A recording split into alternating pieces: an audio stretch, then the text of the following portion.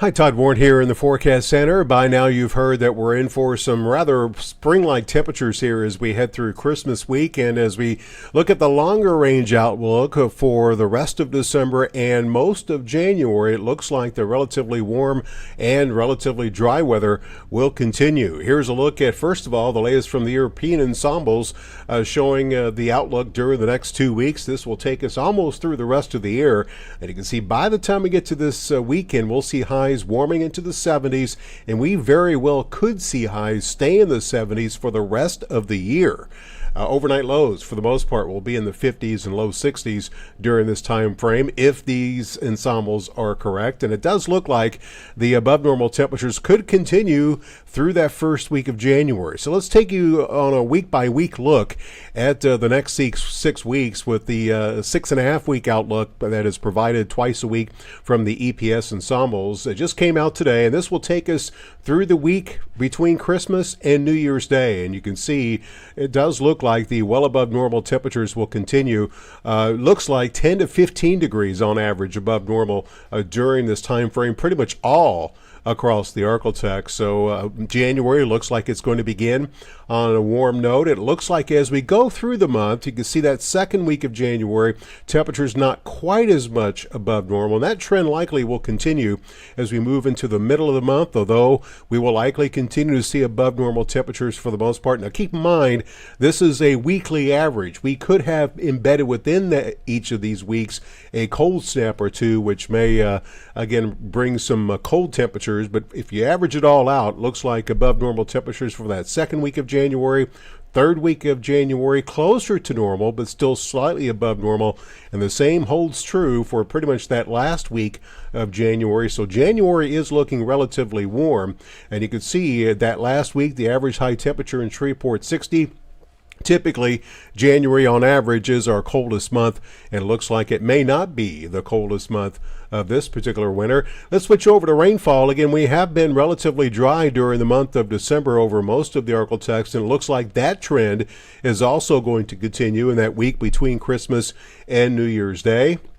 Second week of January, notice the average rainfall during a 7-day period during that time frame. So we could be looking at rainfall totals pretty close to an inch, maybe a little bit below that for that second week of January.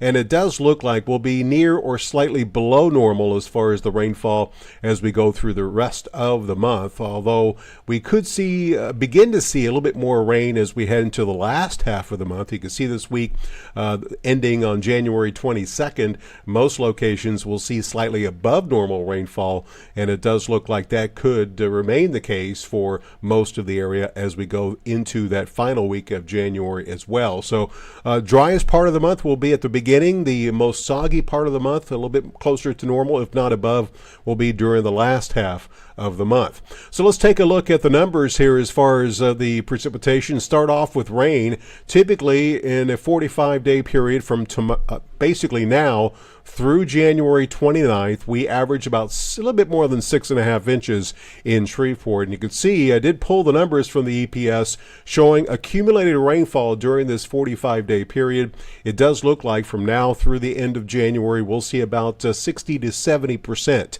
of what we typically see during such a time frame on average here in our area. So it looks like the relatively dry weather again is going to continue. Now, as far as snowfall, obviously some of you rooting for a little bit of snow. Is it going to snow this winter? Well, if the EPS ensembles are correct, it will not snow for the most part from now through most of January. You can see the probabilities here. How I calculated this, this set of ensembles has, you can kind of think of it as having 50 members in a room. You ask each one, is it going to snow, yes or no? That's the percentage that say yes. So you can see most of the area, 2 to 1, maybe 3 to 1 that it won't snow. 50-50 over the northern edge of the area, and even if it does snow, it doesn't look like it's going to be much.